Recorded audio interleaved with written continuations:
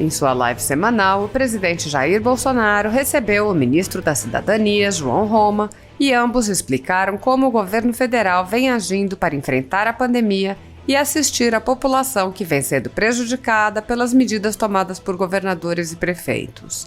Bolsonaro enfatizou o impacto das medidas que paralisam a economia sobre a vida dos brasileiros e respondeu a um vídeo do governador Wellington Dias, do Piauí, sugerindo ao governador que complemente o auxílio emergencial com recursos do próprio estado. Bolsonaro disse: "Nós demos bilhões para o seu estado, inclusive para equipar as UTIs, e isso não foi feito. Essa forma barata de fazer política, isso não faz bem para a democracia." O presidente também lamentou os excessos de governadores e prefeitos e afirmou esperar que o Supremo Tribunal Federal reveja a decisão que concedeu a eles poderes quase absolutos. Bolsonaro disse: "A gente vê cenas lamentáveis. É um crime o que está acontecendo. Agora isso vai ter um limite um dia. Não pode continuar acontecendo essas coisas e nós assistindo a isso aí." Bolsonaro também comentou as mudanças feitas esta semana em seu ministério. Bolsonaro falou especificamente sobre a troca do ministro da Defesa, que foi comentada com grande estardalhaço pela velha imprensa. Bolsonaro lembrou que Lula e Dilma nomearam notórios militantes comunistas para a pasta da Defesa, mencionando diversos episódios, e perguntou: "Quem está politizando as Forças Armadas? Não sou eu." O presidente apontou ainda a necessidade de agir contra quem está extrapolando os limites constitucionais. Assim está. Então, olha só, eu vi um vídeo agora há pouco, eu acho que é do governador Wellington Dias, do Piauí, onde ele faz um apelo dramático que o governo federal não pode pagar R$250 a título de auxílio emergencial, tem que ser R$600, porque a pandemia não acabou. Bem, quem está acabando com o emprego é ele, o governador Wellington Dias, não somos nós aqui.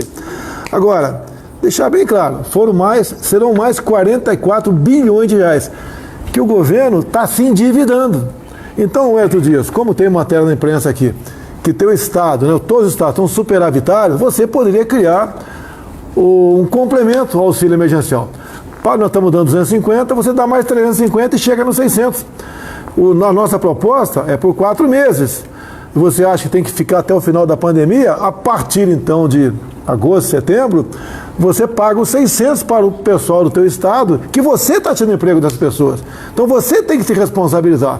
Não fazer um vídeo voltado para a demagogia culpando o governo federal. Nós demos bilhões para o seu estado, inclusive para equipar sua rede hospital, para comprar leite de UTI, para comprar respirador. E isso não foi feito. Então você faça a sua parte antes de criticar os outros. O que eu mais quero aqui é paz e harmonia com todos os governadores, sem exceção. Agora, essa forma barata de fazer política, isso aí não faz bem para a nossa democracia.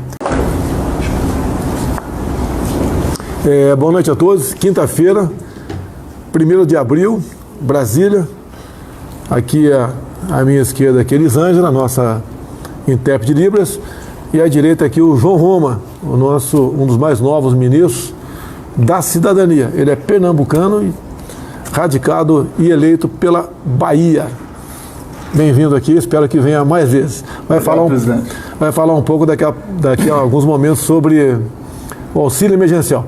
E, obviamente, nós vamos aproveitar as perguntas do programa Pingo nos Is, no decorrer do programa, né, você responder.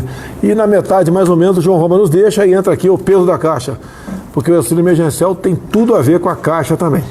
Rapidamente, não vou entrar em muitos detalhes, porque tem muita coisa para falar e temos alguma coisa importante para falar, né? Então, vou deixar para os assuntos mais palpitantes para a gente conversar um pouquinho mais. Meu governo federal continua liberando recursos para leitos de UTIs.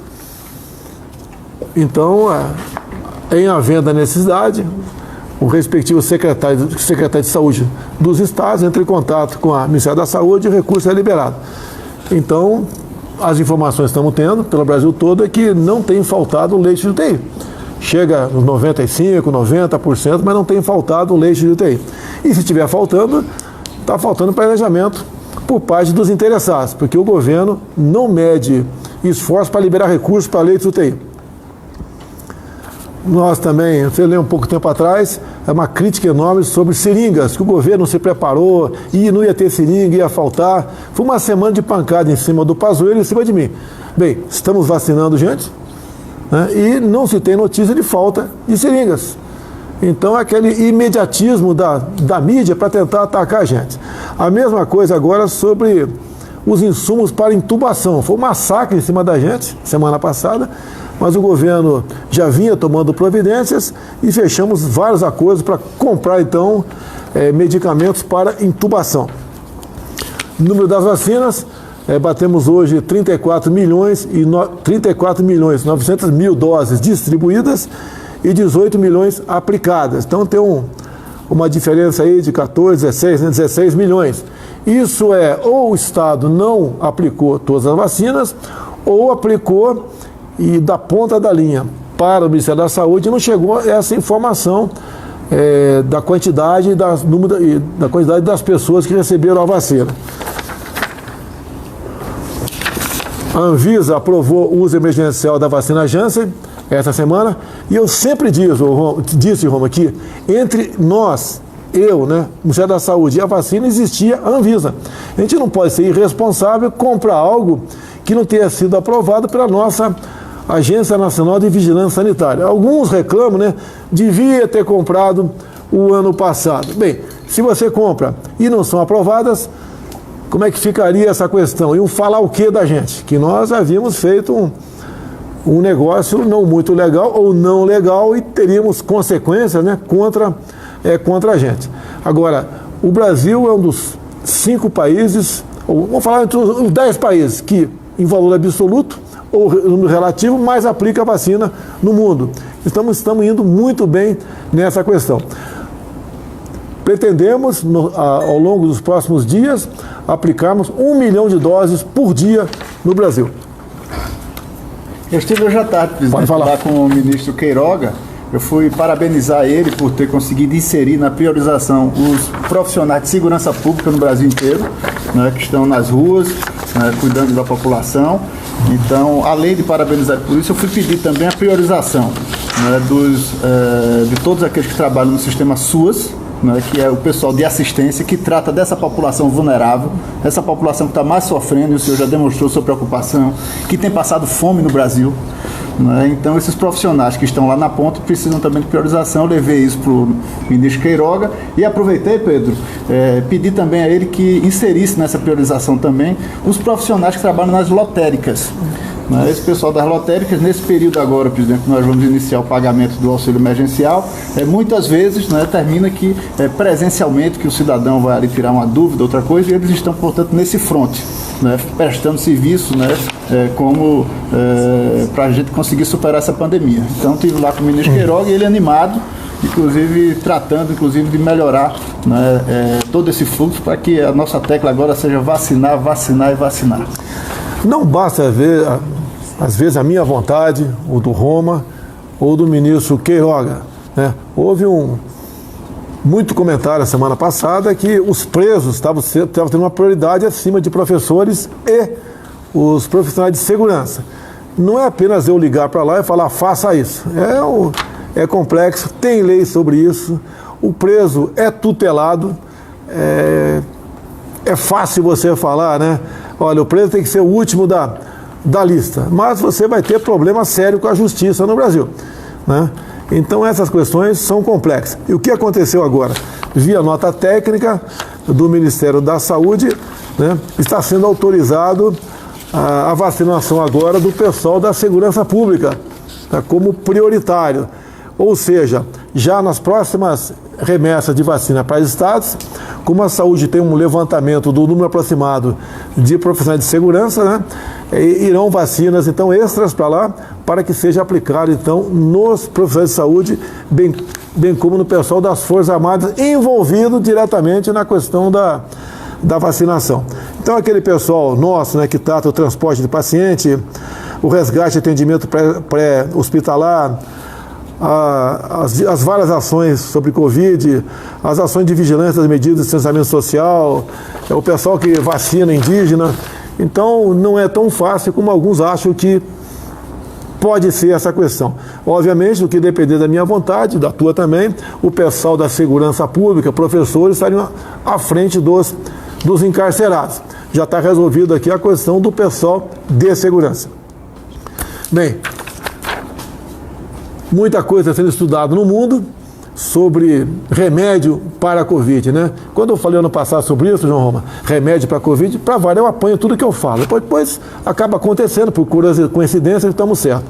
Então tem algo novo que não está chegando no mercado, né? Mas está chegando aí, já chegou junto à Anvisa, a proxalutamida, tá? É um medicamento que é desenvolvido juntamente com os Estados Unidos, não é só nosso não, tá? É juntamente com os pesquisadores americanos, de modo que tenhamos um remédio, mais cedo ou mais tarde, temos um remédio eficaz para combater aí a Covid. Rapidamente, hoje é 1º de abril, né, João? 1º de abril. Aniversário da minha mãe. Então, eu vou separar a Dona Graça aí, tá certo? Eu quero cumprimentar com as honrosas exceções os repórteres, né, jornalistas da Folha de São Paulo, do Estadão, do Globo, da Isto É, da Época, do Antagonista, pelo dia de vocês, dia da mentira. E tanto é verdade que vocês não têm, né, parte de vocês, já bem claro, não tem responsabilidade com a verdade, que olha só, matéria da própria Folha, lucro do Grupo Globo cai 78% em 2020. Matéria da Folha. Então cai lucros. Importante se eu falar, presidente, com as exceções, porque nós que defendemos a liberdade sabemos que a imprensa é livre, né, existem bons profissionais, agora de fato alguns não honram realmente sua profissão e prestam de serviço. Então é muito importante colocar isso porque as pessoas editam, né, coisas que eu falo e fica apenas com a parte negativa. Então é bom ressaltar esse ponto aí, pois nós aqui defendemos sim a liberdade, defendemos esses profissionais que tanto zelam, né, com essas exceções que de fato desonram, né, nessa sua caminhada. Nós falamos, foi ontem ou antes de ontem a questão do auxílio emergencial? Ontem. Foi ontem? Então eu tirei a máscara para falar. O que deu grande parte da mídia? Sem máscara, anuncia, o tempo todo assim. Vira um pouquinho o disco, já cansou de falar sem máscara. Eu já peguei o vírus, já pegou também. Tá uma discussão agora que eu vou me vacinar ou não vou me vacinar. Eu vou decidir. O que eu acho, né? Eu já contraí o vírus. Eu acho que deve acontecer, depois que o último brasileiro for vacinado, estiver sobrando uma vacina, daí eu vou decidir se vacina ou não. Esse é o exemplo que um chefe tem que dar, igual no quartel. Temos aqui um colega de artilharia, foi tenente R2 de artilharia do Exército, né? Geralmente o comandante é o último de servir. Exatamente. Tá? É o que dá exemplo para tudo. Outra coisa, quando se fala em SUS, pessoal, quando se fala aí quantas pessoas tomaram vacina, não tomaram, distribuição, se o seu estado recebeu ou não, se sua cidade recebeu ou não, a questão de distribuição de seringas, agulhas, casos, óbitos, etc. Tem um site aqui, localizasus.saude.gov.br. Você tem tudo lá. Então você pode entrar e se inteirar do que está acontecendo no tocante a Covid e vacinas. Jogo rápido, né? É uma política nossa, desde quando eu era deputado, é a questão de como deve ser o tratamento para os nossos irmãos índios no Brasil. Todo mundo sabe que hoje em dia temos demarcado o equivalente a 14% do nosso território nacional como reserva indígena. Isso equivale, João, a uma área maior que a região sudeste, que você pega São Paulo, Minas, Rio e Espírito Santo, uma tremenda numa área. E temos menos de 1 milhão de índios no Brasil, ou aproximadamente 1 milhão de índios no Brasil. Então, um exemplo que está acontecendo aqui. Índios parecis de Mato Grosso, eles plantam, né? Eles, inclusive, plantam atualmente 18 mil hectares de soja. Isso equivale a menos de 2% do tamanho do seu território. Então, na medida do possível, né, a FUNAI, que está muito bem representada, tendo à frente o delegado da Polícia Federal Xavier, tratando desses assuntos e cada vez mais integrando o índio à sociedade. O índio, como é um ser humano, como outro qualquer, ele quer a sua independência. Ele quer fazer dentro da sua terra o que um fazendeiro do lado faz. E no que depender de nós? Depende de um projeto que está no Congresso Nacional. Se ele quiser garimpar, ele vai garimpar. Se quiser fazer com que possa ser construída uma hidrelétrica, plantar, fazer tudo lá dentro. Essa é a liberdade que estamos dando para o índio. O índio não pode continuar sendo a vida toda, né, escravizado na mão de governantes. Pelo Estado, tutelado pelo Estado. Bem, a semana passada, né, na quinta-feira, semana passada, quinta e sexta, chegou ali alguns caminhões chegaram de São Paulo com alimentos para a cidade de Aparecida. Houve um apelo do prefeito, que o pessoal estava com dificuldades enormes, que Aparecida é uma cidade que vive dos romeiros, do pessoal que vai lá visitar a Aparecida. Isso aí foi a zero, tendo de vista aos decretos do governador de São Paulo, né, fechando tudo de forma indiscriminada. Então, Aparecida teve necessidade, houve um socorro junto ao CEAGESP, junto também à primeira-dama, ao seu programa Pátria Voluntária.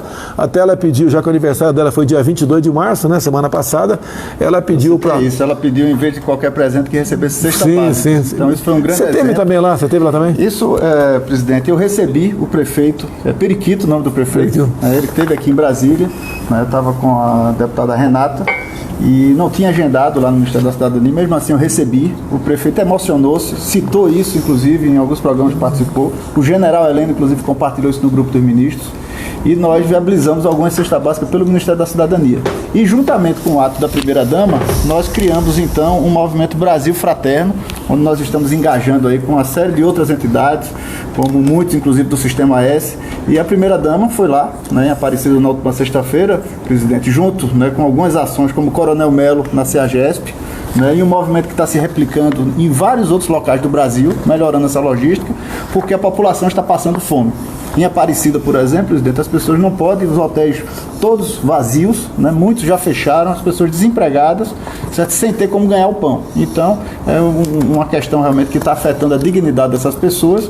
Lá foram mais de 7 mil cestas básicas, né? Foi uma boa quantidade, mas muitos outros municípios estão em situação igualmente calamitosa. Teve um apelo na internet, eu esqueci o nome do município aqui, é lá da Grande Fortaleza, falando da dificuldade. O Coronel Melo Araújo, que é o diretor-presidente da CEAGESP, tomou conhecimento disso, e essa madrugada, caminhões que estavam voltando de frete para a região, né, receberam, eu não sei, dezenas de toneladas de alimentos, estão levando para essa cidade. Alguém lembra o nome da cidade aí? O pessoal está desinformado aí, mas tudo bem.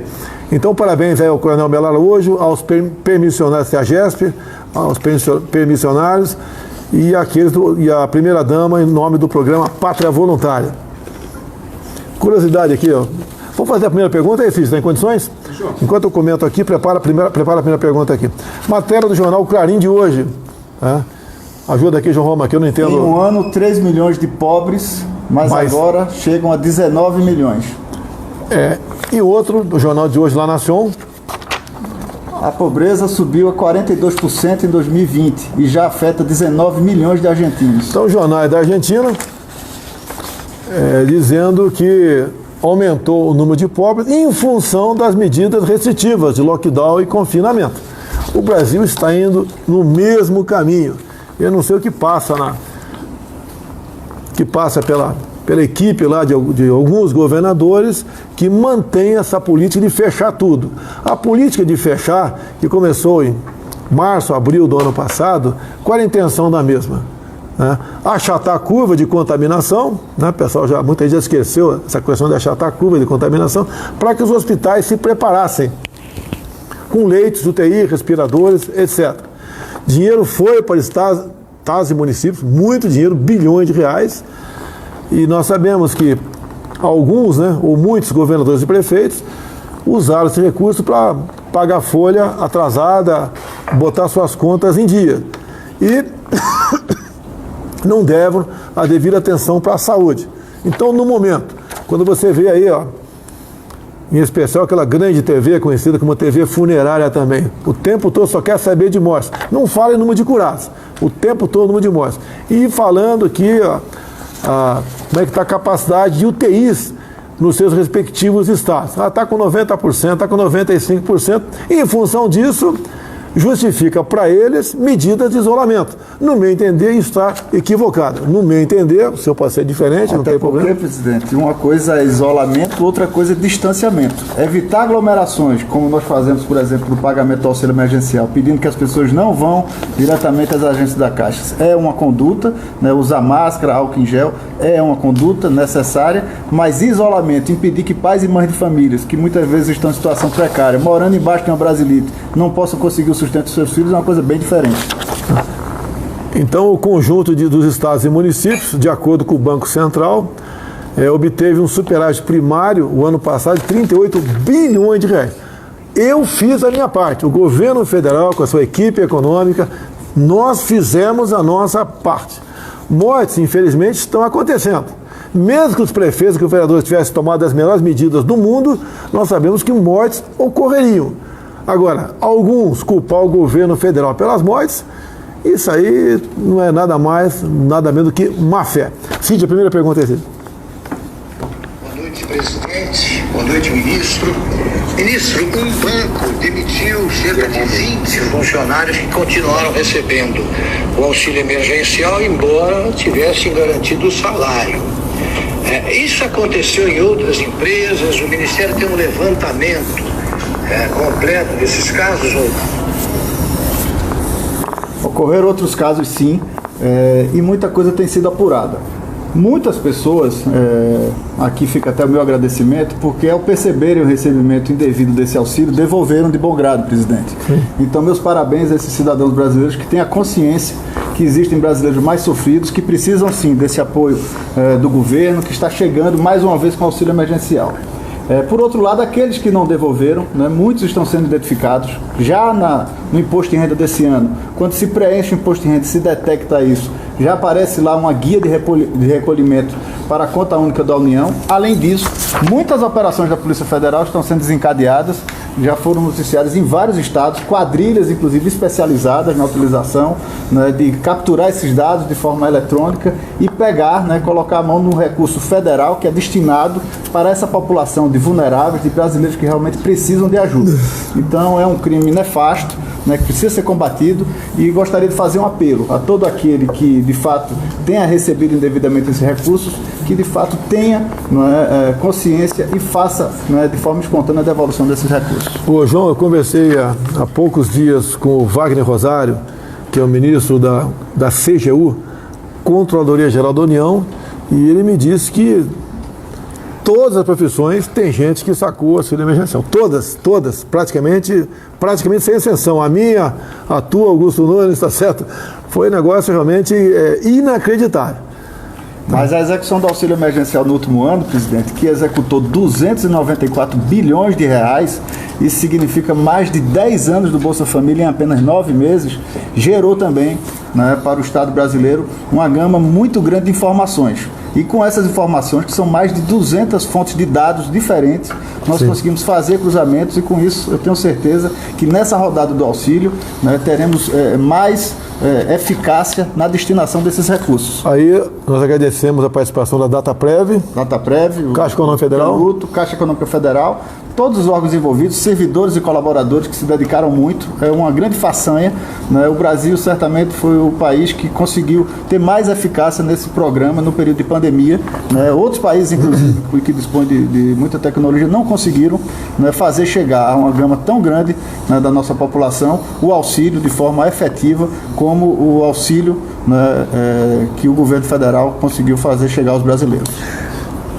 Levantamos aqui para onde está indo, então, dezenas de toneladas de cestas básicas que foram arrecadadas lá, que foram conseguidas lá na CEAGESP em São Paulo, bem como junto ao programa aí Pátria Voluntária, isso, né? Tá? Então já saiu esse comboio, tem caminhões do Exército Brasileiro, tem caminhões de particulares, estão indo para a comunidade do Arisco, fica em Eusébio, no Ceará.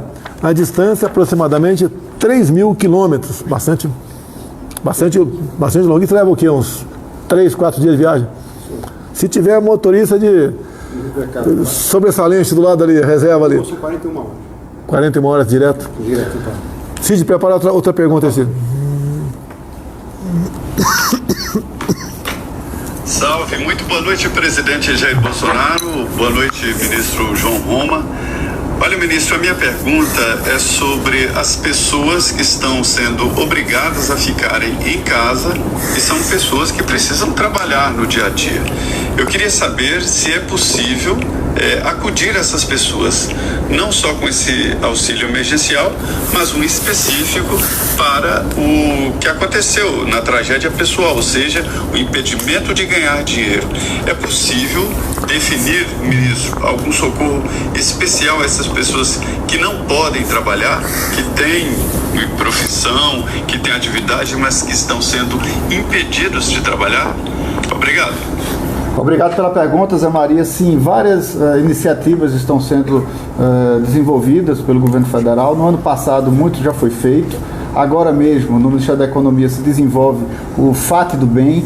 São medidas que vão seguir diretamente a isso. Esse público que você falou, Zé Maria, são pessoas que já estão no mercado formalizado. Não é exatamente o público ao qual o Ministério da Cidadania tem foco, que são os brasileiros vulneráveis em situação mais delicada e muitos na informalidade, mas sem dúvida, medidas como, por exemplo, o amparo às empresas e a todo o setor de eventos, presidente, que tem sido muito prejudicado em todo o Brasil e certamente será um que ultimamente vai voltar às suas atividades depois da pandemia, né? Então, um setor muito afetado que envolve uma gama imensa de profissionais. Houve uma mobilização, essa semana, inclusive, já teve a medida votada no Senado, segue para a Câmara e depois vem para a sanção, a apreciação e posterior sanção do Presidente da República. Então, são várias medidas, Zé Maria, que atuam em relação a isso. Me perguntaram hoje de manhã também sobre aquele que, por exemplo, for demitido agora, né, nesse início de ano e que não estava no cadastro do auxílio emergencial. Esses estarão amparados pelo seguro-desemprego.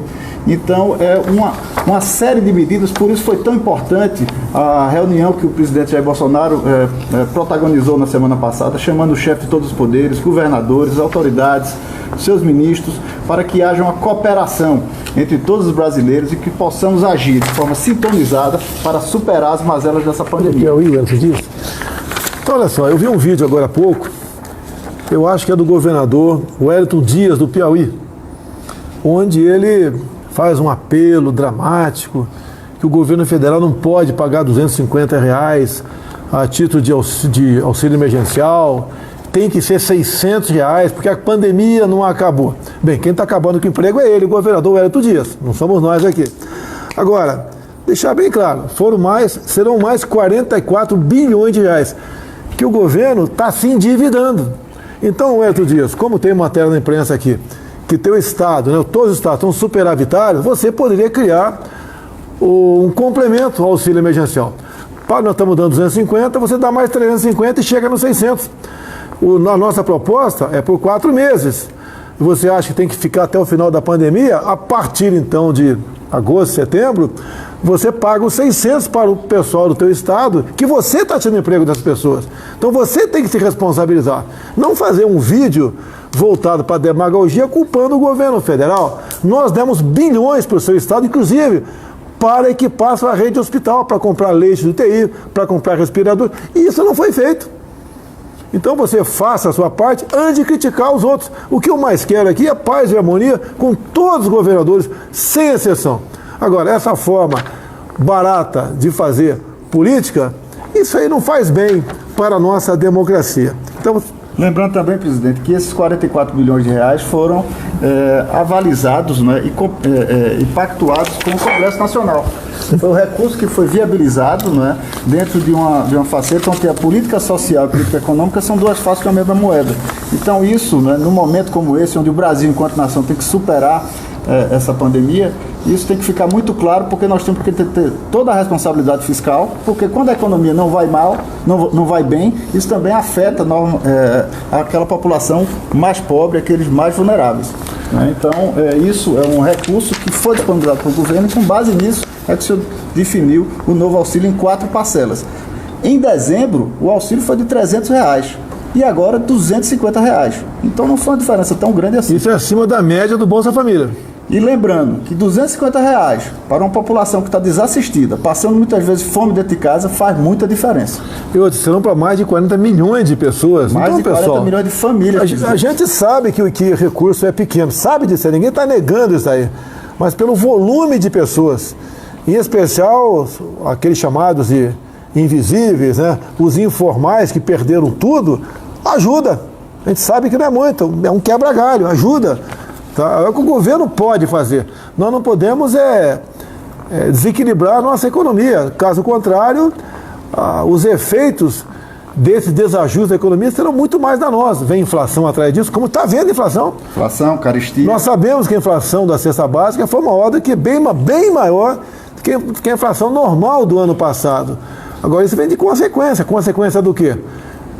Muitos diziam, né? Fique em casa, a economia te vê depois. Vocês estão vendo a economia agora. Então essas pessoas que apoiaram o Fique em Casa, a economia te vê depois, são, em parte, né, responsáveis por que está acontecendo no Brasil. Nós sempre nos preocupamos com vidas, mas sempre disse, e continuo dizendo, que o vírus e o desemprego, nós devemos atacá-los.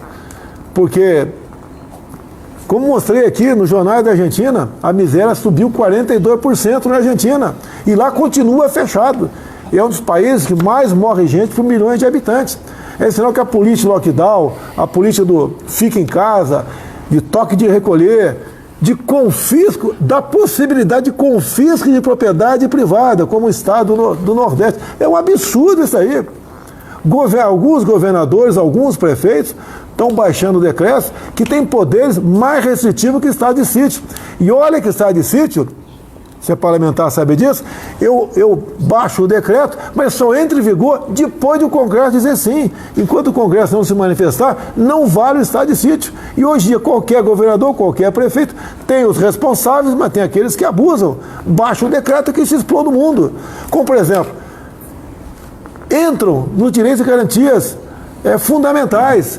Está na Constituição, a questão de templos religiosos. Não interessa se a igreja é evangélica ou se é católica. A liberdade de culto é sagrada, está lá na causa pétrea da nossa Constituição, não tem que mexer nisso. O direito de viver também é sagrado. Agora, é inadmissível o que vem acontecendo. Então, é difícil falar, né? Mas a gente espera que o Supremo Tribunal Federal reveja certas decisões. Todos nós podemos errar, nos equivocar. Eu já errei o voto meu, você deve ter errado o voto teu, depois que você votou, você se arrependeu. Isso acontece. Agora, esse excesso de poder, um poder absoluto, mais que está de sítio, para governadores e prefeitos, isso realmente não dá para a gente admitir. A gente vê cenas lamentáveis, né, de agentes de segurança, guardas municipais, batendo, dando soco na cara de trabalhador, algemando o trabalhador que está empurrando uma carrocinha de verdura. Isso é um crime que está acontecendo. Agora, isso vai ter um limite um dia. Não pode continuar acontecendo essas coisas e nós assistimos passivamente isso aí. Agora, realmente, esses superpoderes não é possível. Decretos mais restritivos que até mesmo o estado de defesa ou o estado de sítio em nosso país. Presidente, posso falar ainda sobre auxílio? Sim.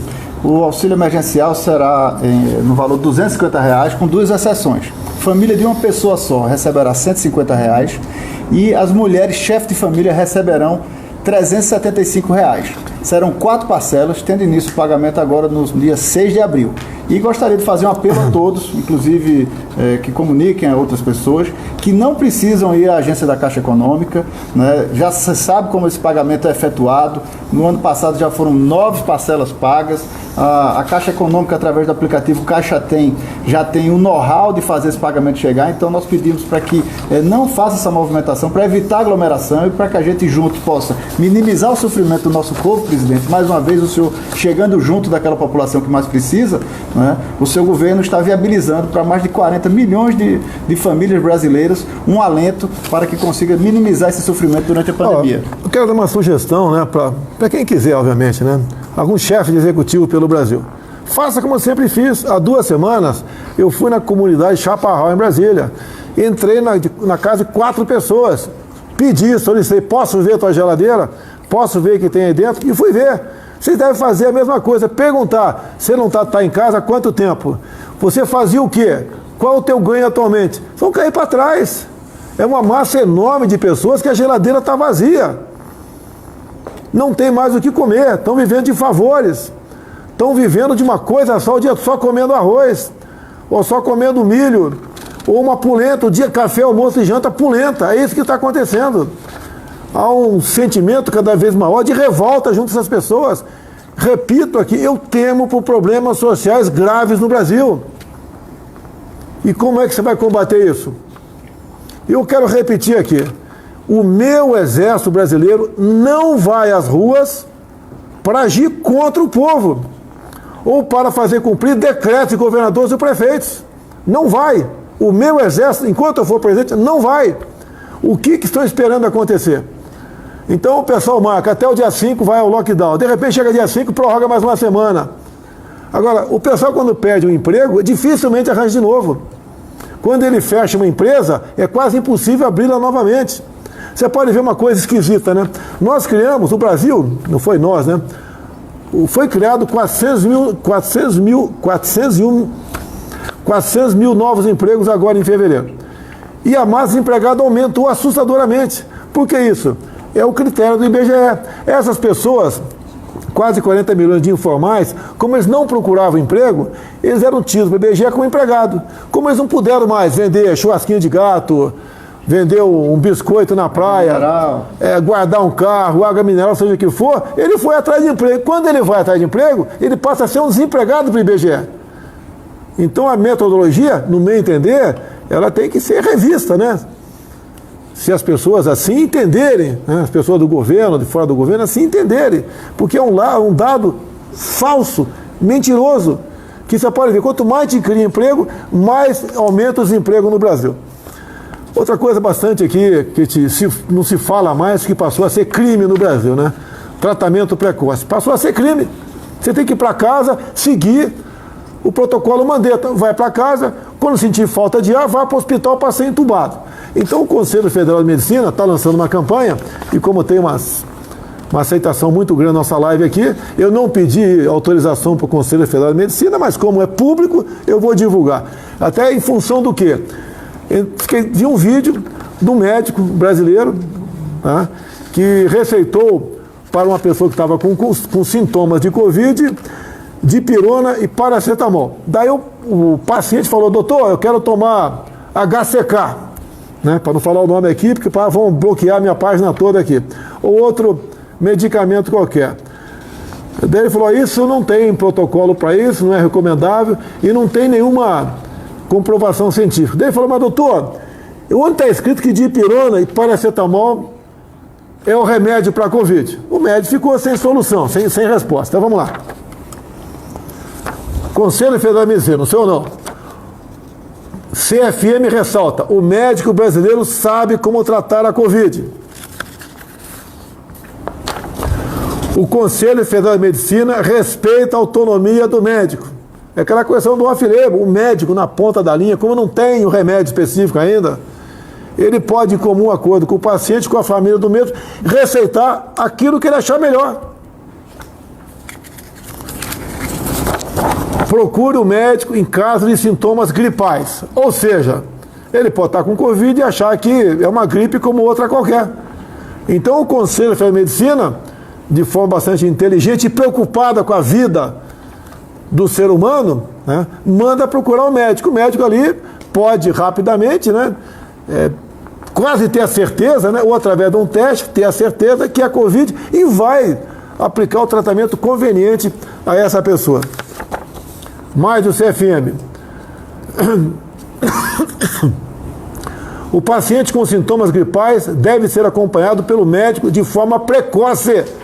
Não é como o Mandetta dizia, o candidato da Globo dizia, né? Depois que tiver falta de ar, aí complica.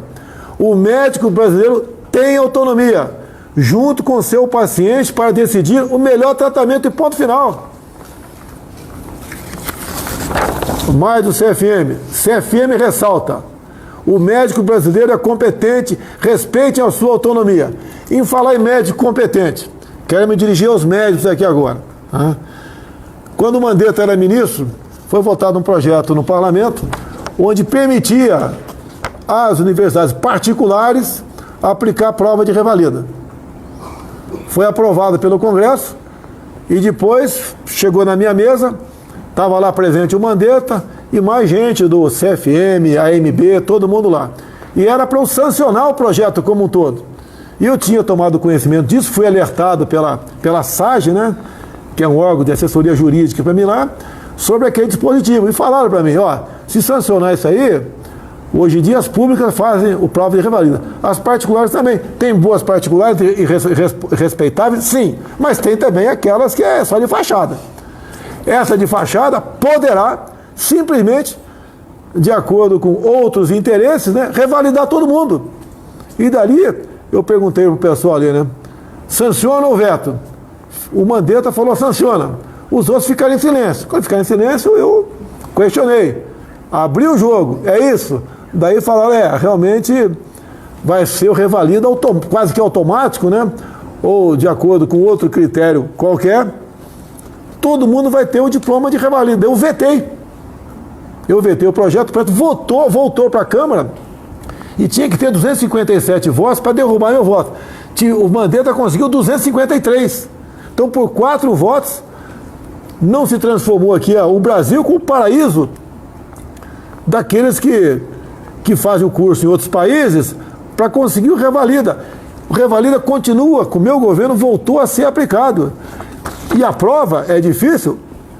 Para mim é impossível passar numa prova dessa. Mas para quem fez uma boa faculdade lá fora, pode passar no revalida aqui dentro. Então o Conselho Federal de Medicina, nessa última que eu mostrei aqui, né?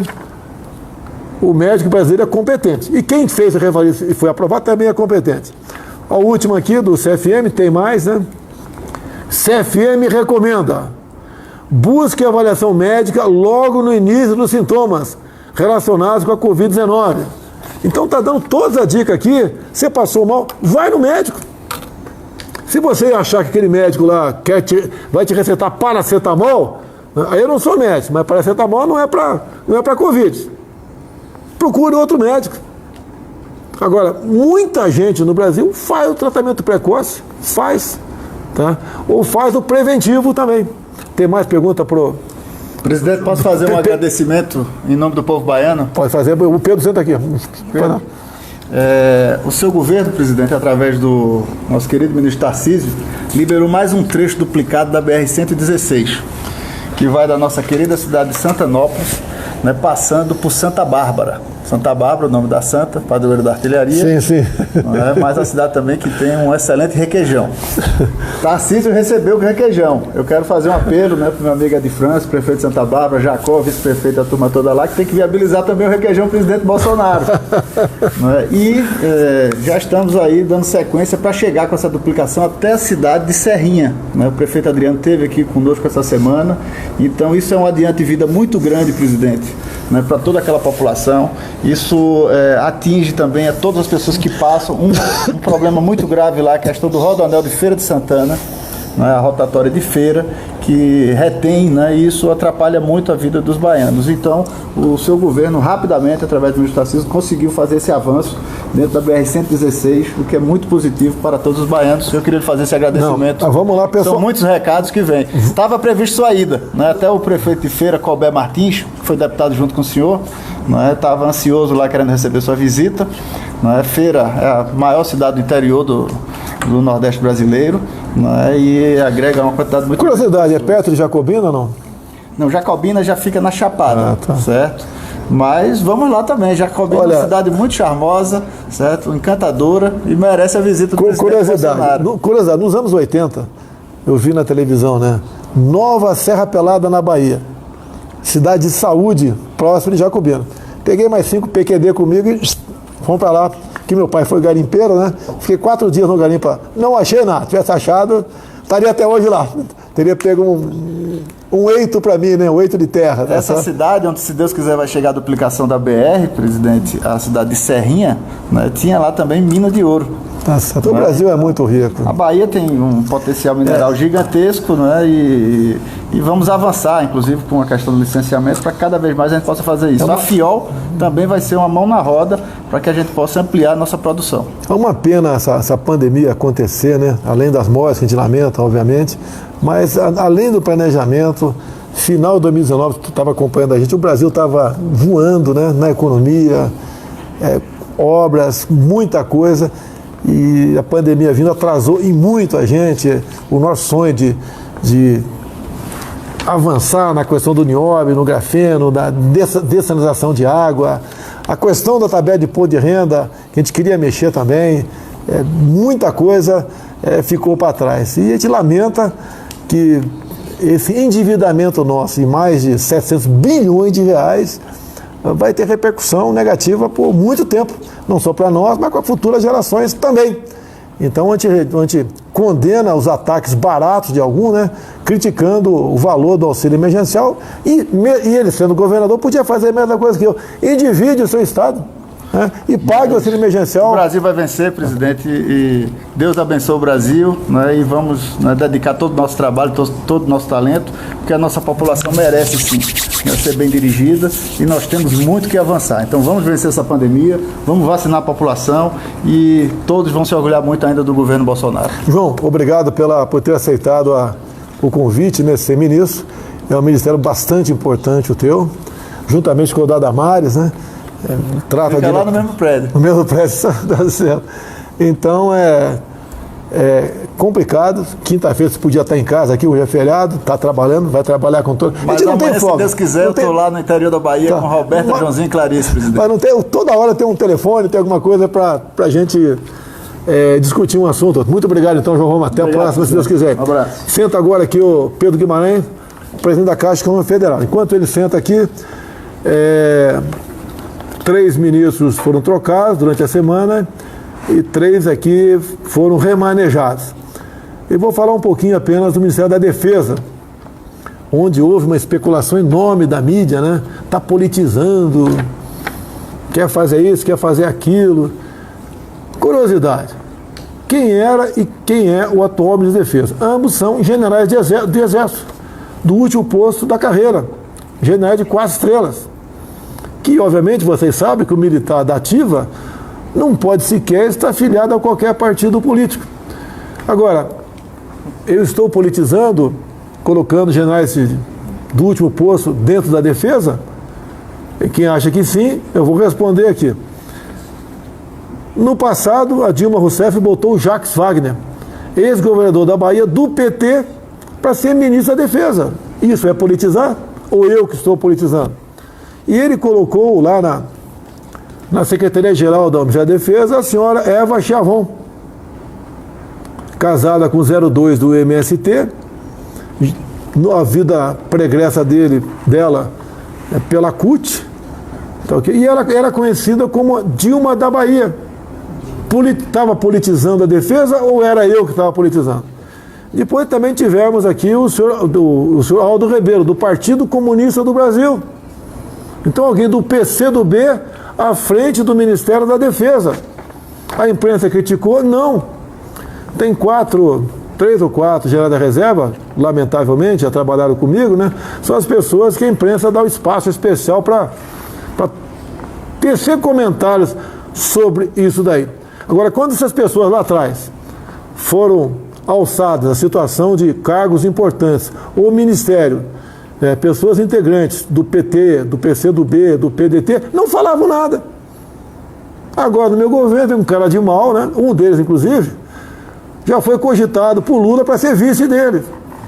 E quando a imprensa mostra, né, 3 ou 4 generais falando isso, deixa transparecer para aqueles que não têm conhecimento das coisas, como se eles representassem, aí tivesse uma associação de generais ou de militares. Não existe. É a opinião pessoal deles. Agora, o que é lamentável? Quando estava sendo aparelhado, não só a figura mais importante, com gente do PT, PCdoB, PSOL, não falavam nada. Agora, quando a gente bota um general lá, né, todos os dois de conduta ilibada, como são todos.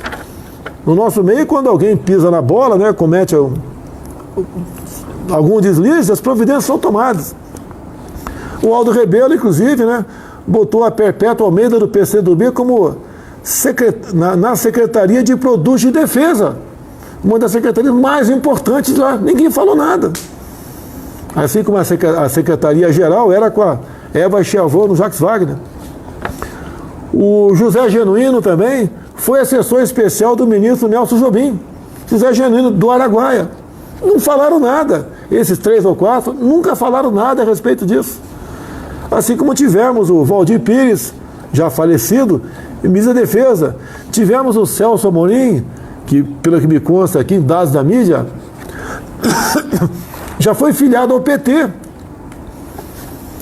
Inclusive, não vou entrar em detalhes, mas teve um fato, né, bastante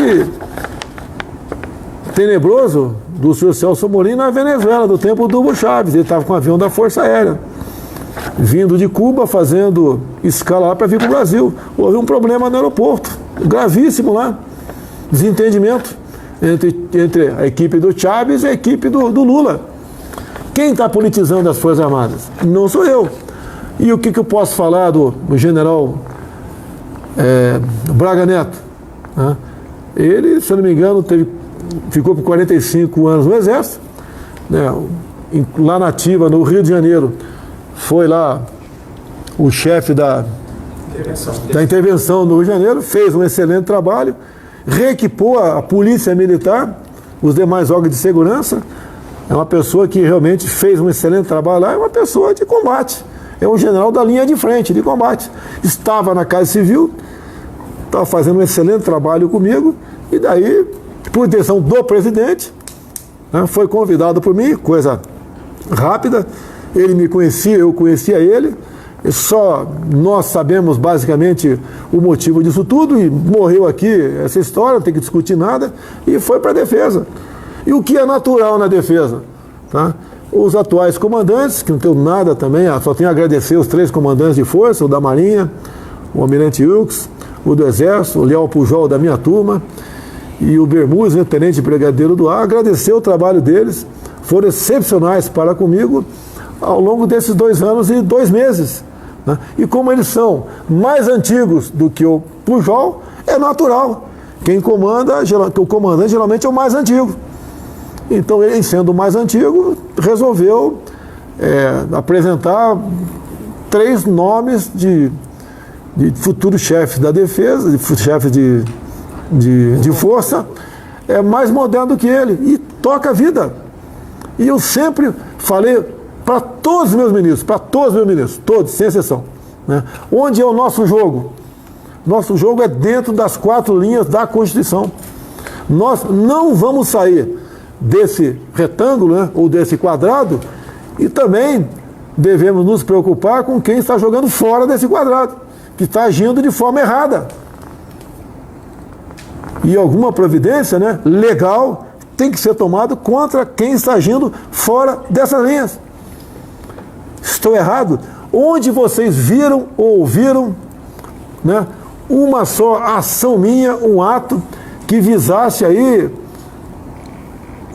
temos aqui algo fora da Constituição, um arrobo de autoritarismo? Vamos fechar isso, vamos censurar aquilo? Nada, nunca tiveram nada a meu respeito. Agora tem um montão sobre governos anteriores, em especial do PT. Vejam a análise da conjuntura de 2014, o PT realizou na Bahia um encontro e botou no papel. Veja o que aconteceu com a senhora Dilma Rousseff em 2014 em Quito, no Equador. As medidas propostas por ela, juntamente com o Foro de São Paulo. É só estar na internet e são precisas informações.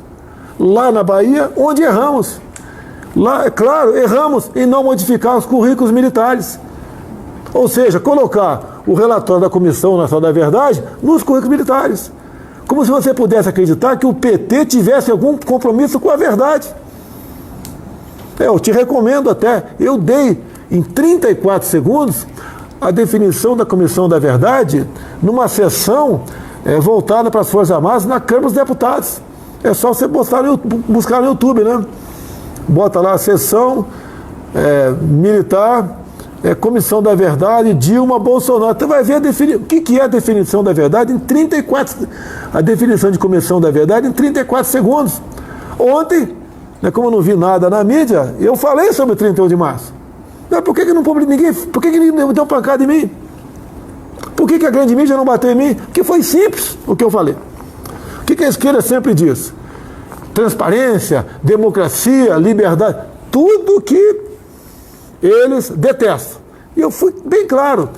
Em 2013, o Congresso Nacional anulou a sessão de 2 de abril de 64, que cassou o João Goulart. Eu vou repetir, 2 linhas. Em 2013, o Congresso Nacional, via projeto de decreto legislativo, anulou a sessão de 2 de abril de 64, que cassou João Goulart. Embaixo eu escrevi o quê?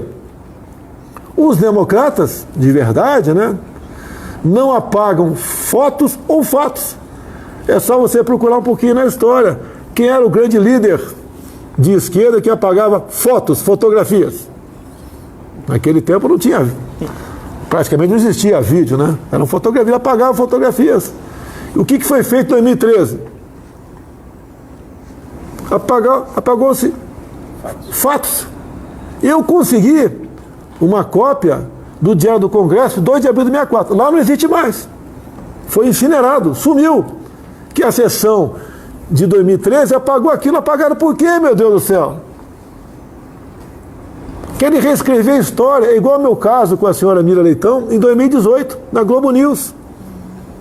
Quando eu falei para ela, pintou a oportunidade, eu falei, quero ler aqui, ler não, que eu decorei o primeiro parágrafo do publicado em 7 de outubro de 87, na capa do Globo, dito Julgamento da Revolução, onde o Roberto Marinho começa falando: participamos da Revolução Democrática, e fui embora. E eu termino: Roberto Marinho foi um democrata ou um ditador?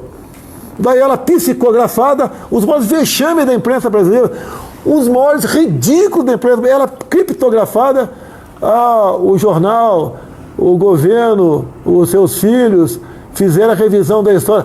10 anos depois que o velho senhor Roberto Marinho faleceu, 10 anos depois, o jornal resolve reescrever a história.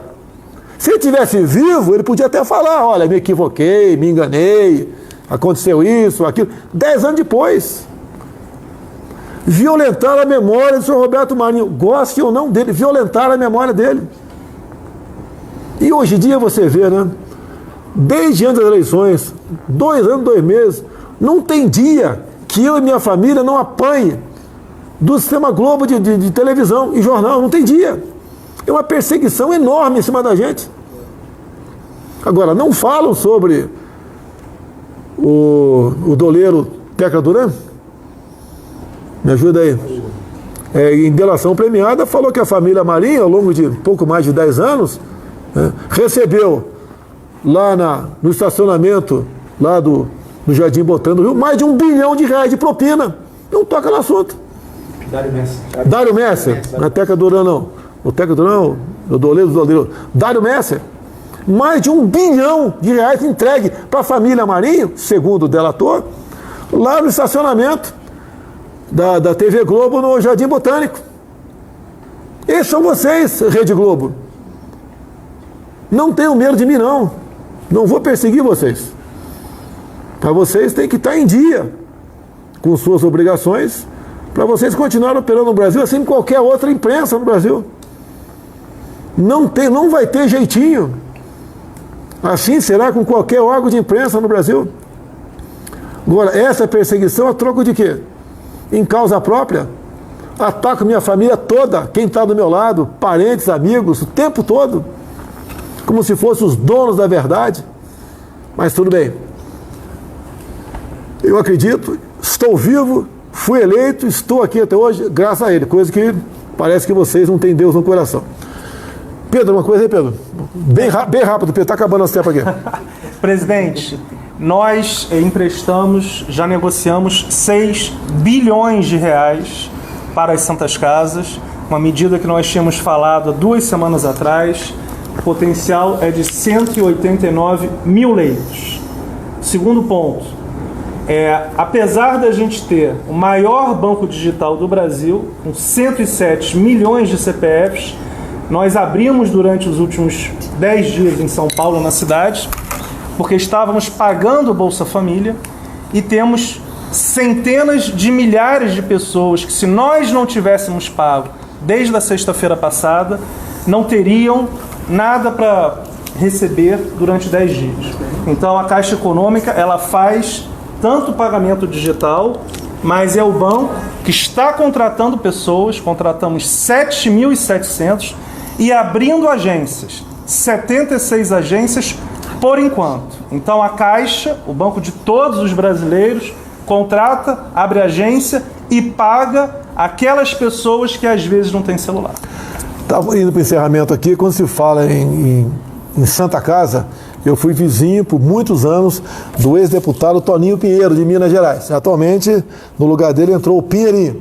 Então, essas propostas, inclusive, sobre Caixa Econômica, que eles trazem para mim, eu levo para o Pedro, para as outras autoridades e buscamos soluções para a mesa. Facebook, YouTube, Instagram juntos, temos na ordem de 80 mil pessoas, né? Pico nos está ganhando a gente, 97 mil. Foco no Brasil 2, Folha Política 4, Jovem Pan News 24. Total um pouco mais de 200 mil pessoas só aqui. A gente acredita que 400 mil pessoas estejam nos ouvindo no Brasil. Agradecer aqui o Lisboa. Bota a cara aqui atrás, Lisboa, rapidinho aqui. A tua cara feia aqui atrás. Aqui. A Lisboa, te encontrei aqui, estava no cercadinho. Trouxe aqui para ver a nossa live, assistir. Invadir a live, hein? Qual é o nome do teu blog aí? Como é que é o teu blog aí? Vlog do Lisboa, tá? E você que tá desse lado, fica numa boa. Hoje não tem beijinho hétero aqui, tá, Jorge? Aqui não, hein? Pessoal, okay. Um abraço. Obrigado, muito obrigado, Augusto Nunes, sua equipe. Muito obrigado que está nos acompanhando. Até quinta-feira que vem, se Deus quiser.